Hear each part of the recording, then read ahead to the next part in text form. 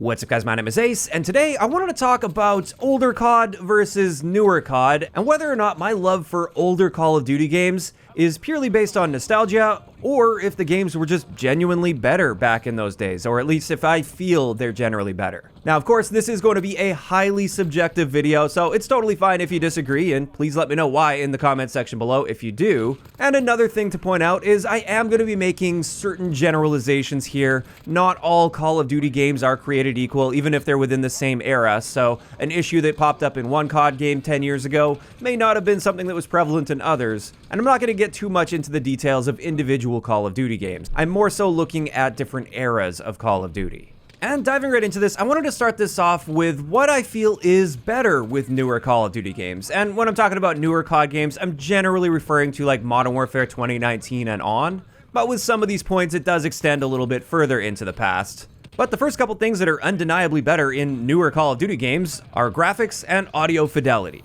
Now with this, I'm just referring to the fidelity of these, not necessarily the art style, the color palette, or visibility or anything, just the raw technical side of things. It's objectively better in modern games, and that's fully expected. Things are expected to improve in those areas over time. After that, the more modern Call of Duty games have given us much better control over our settings and our ability to control our characters. And this is something I really notice when I go back to older Call of Duty games. I really feel like I'm missing out on some of these settings. The first one is aim down sight sensitivity options for controller players, especially on console. We only had our one sensitivity option that we could adjust, and that applied to both hipfire as well as aiming down sight. And I really feel like I didn't have nearly as much control in those games because I like being able to turn around quickly with my character when I'm not aiming down sight, but when I do aim down sight, I like having that extra precision and control and therefore a lower sensitivity while aiming down sight, and I really miss that anytime I go back. On a similar note, dead zone control. That's something that we didn't have with older Call of Duty games, and that makes a big difference when it comes to the fine control over your aim and your recoil control, for instance.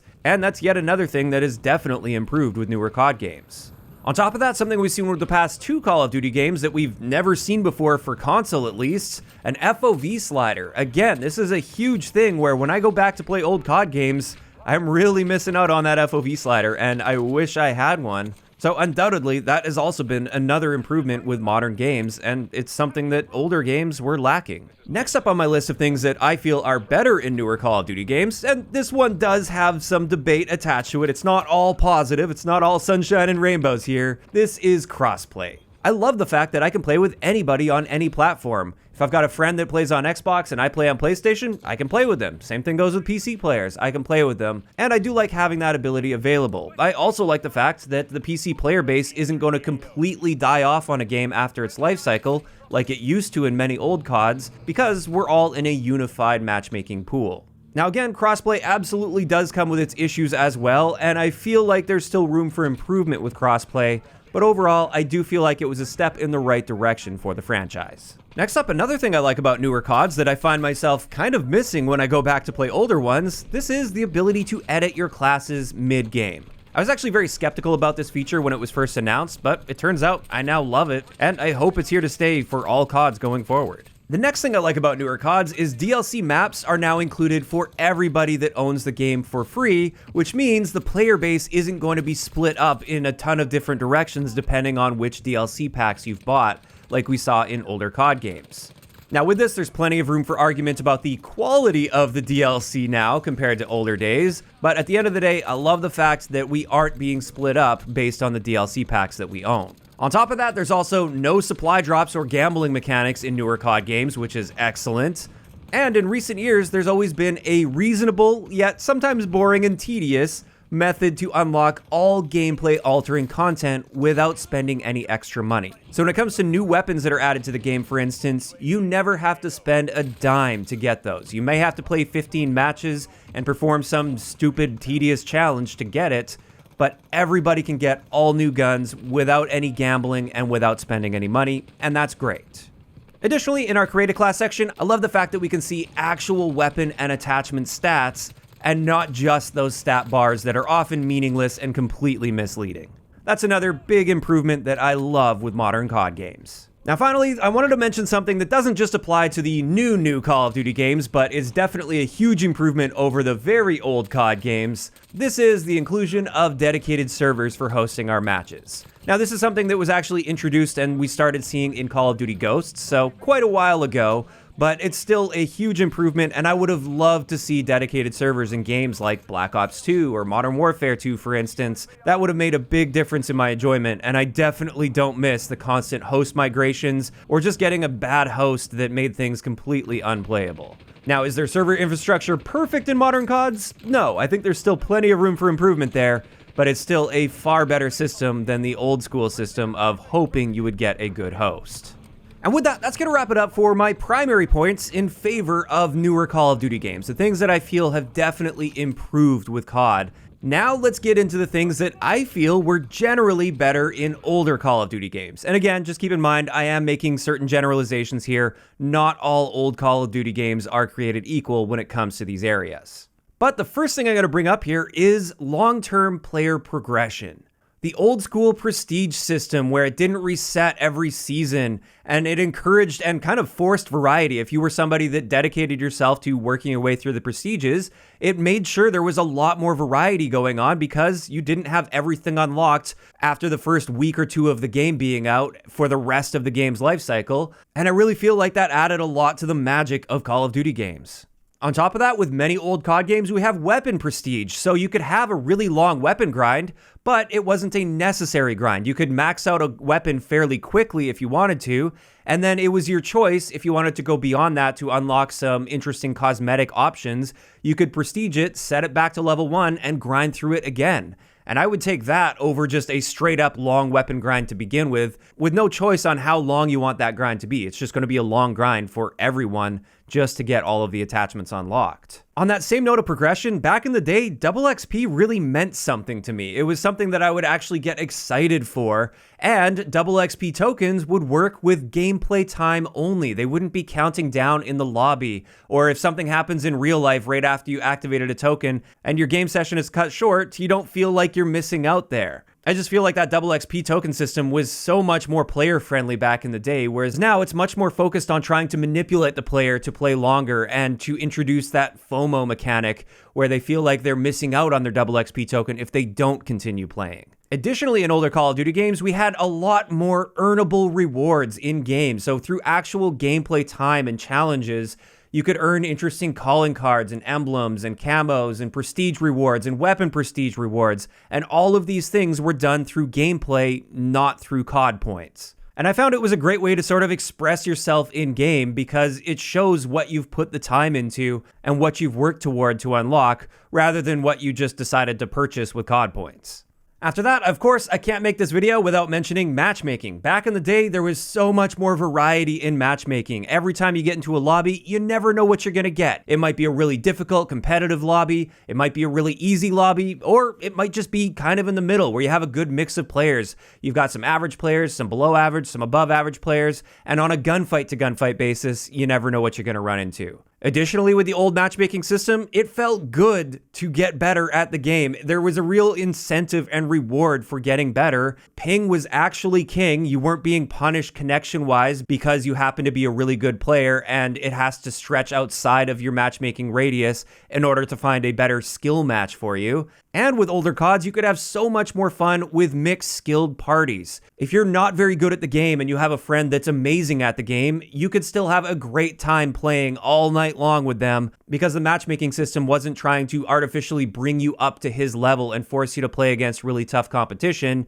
You just got what you got, and it was a little bit of everything. Of course, going off of that, we also had persistent lobbies, so this was great for forming rivalries or friendships, or getting a rematch in. If the other team bested you in one game, you could dedicate yourself to adapting your playstyle to them and winning against them in the next match. And even on an individual player basis, you start to learn how different players play in your lobby, and you adapt accordingly to those players. That added so much more depth and enjoyability to the game, and it felt like there was a much better sense of community in the game as well, even though, of course, there was also a bunch of toxic stuff going on. You still see a lot of toxic stuff. But we also did have the mute function back in those days, and you also had the ability to leave the lobby anytime you chose to. You weren't forced to leave the lobby every game. You had that choice in your own hands.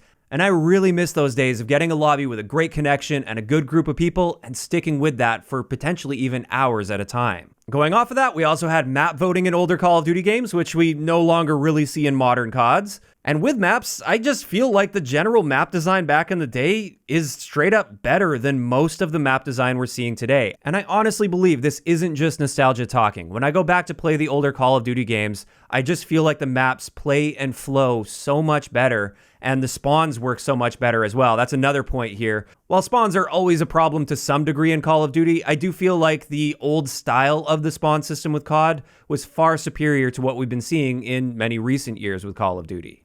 Another thing I noticed with many old COD games, and again, not every game is created equal, player visibility I found was generally better in old CODs, and I noticed this immediately when I go back to play older Call of Duty games. And it's something that I often have a problem with newer CODs. Even though the graphics have been getting better, that also creates a lot more complexity with the images, and therefore it's easier for players to blend in with their environments. Next up, some things that I kind of miss from older Call of Duty games that we either don't have, or at least we've got very simplified versions.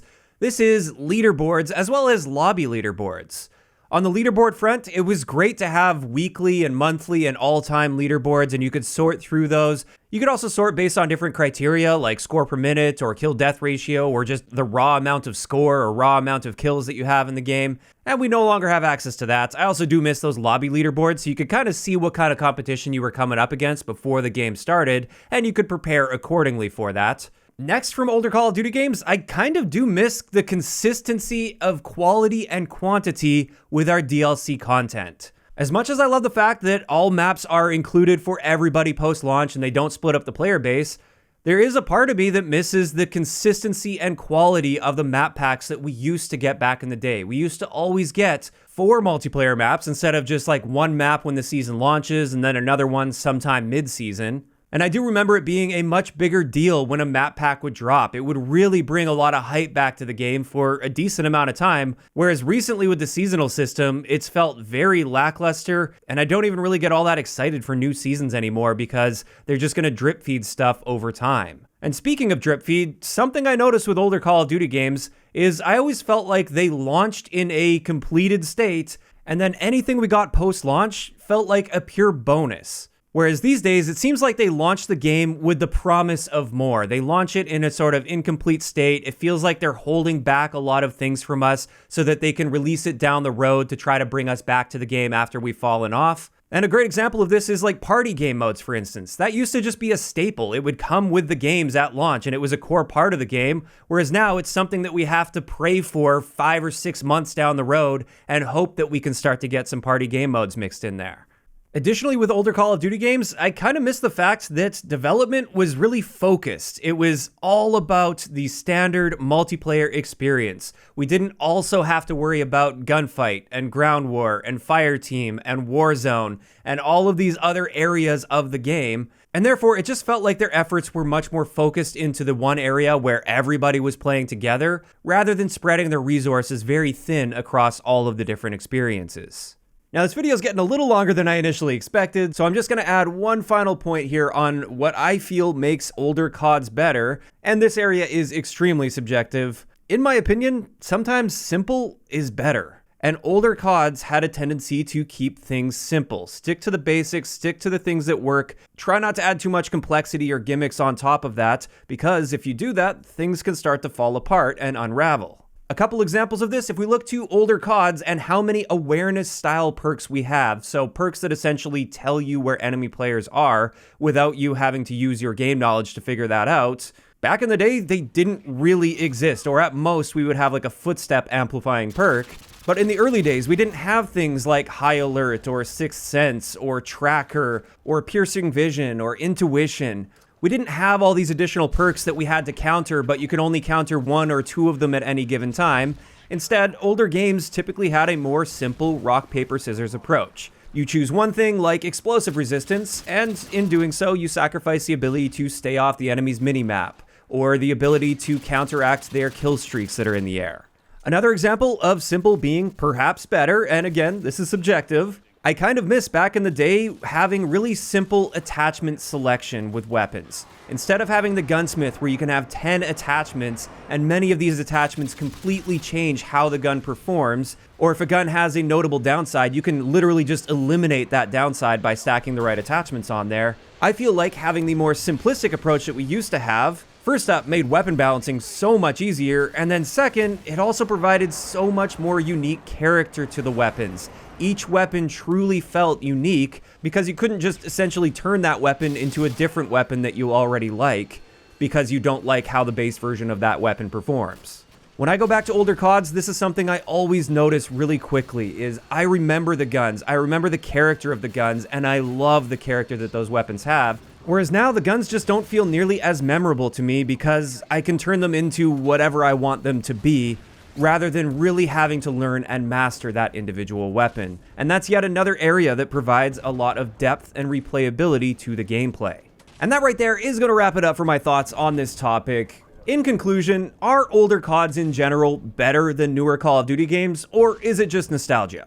Honestly, I do believe that the fundamental design approach and player-focused approach was better in older Call of Duty games. I feel like those games were much more about the player experience and providing the best player experience possible, whereas newer CODs I feel have lost a lot of that magic, but I also do want to give credit to newer CODs. They have come with a lot of amazing quality of life improvements and great tech improvements as well, so it's not all bad with newer CODs. I just feel like a lot of the magic has been lost from those older games. Now, of course, this is just my opinion, and one other thing I should note here is I do feel like the expectations these days are higher than they used to be back in the older days. Like I always say, if the original Modern Warfare 2 were to launch today with all of the same gameplay, but we'll just say it has all of the modern tech improvements, so modern graphics and settings and stuff, I don't think that game would fly very well with the community at all. Not nearly as good as it did back in the day, because our expectations have increased over time. Having said that, I do feel like that's fair and expected that our expectations would be improving. I mean, they've had basically 2 decades of iteration and learning what works and what doesn't, so you would hope that they would make improvements over time.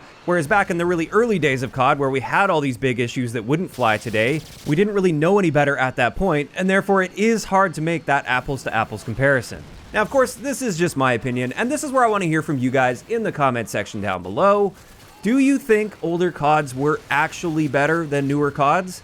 Or do you prefer the newer Call of Duty games? If you enjoyed the video, a like rating is always appreciated, and don't forget to subscribe for more if you haven't already. I'll talk to you guys next time.